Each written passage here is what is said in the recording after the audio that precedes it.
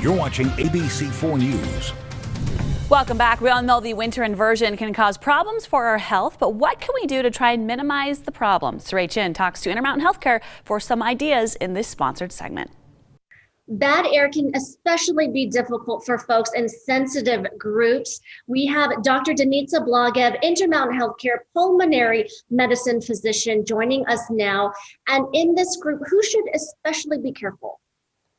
So the people that are really at highest risk from suffering from the complications of air pollution are people that have underlying health conditions, specifically lung disease such as asthma, COPD, emphysema, or heart disease such as heart failure or history of heart attacks.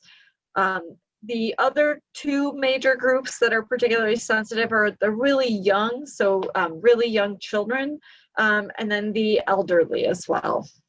And in this time, those groups and those people should stay indoors as much as possible, but everyone should really heed the warning when it comes to poor air quality.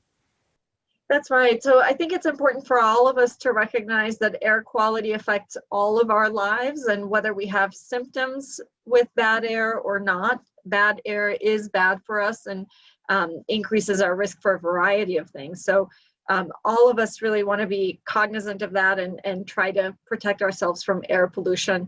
And especially these vulnerable populations we just described have to be especially careful because they're at risk for having more immediate or more severe complications with the air pollution. And what I've seen and what all of you have seen is when we have those bad air days, you see a spike days later at the hospital because of the sensitive groups, and they're very vulnerable. That's right. And so there's a number of studies that look at kind of what happens to people after a bad air pollution.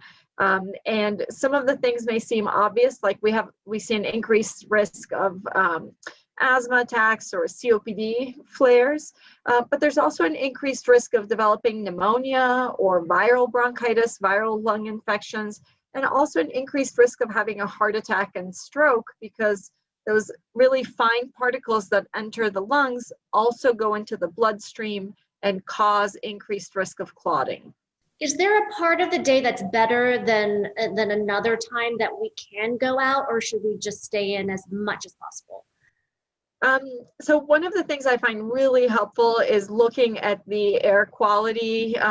There's a number of apps, but the airnow.gov is one, or Utah Air, because the air quality does change during the day, day to day, and it can also be incredibly local in different locations. So if you go up in altitude, it can be a lot better.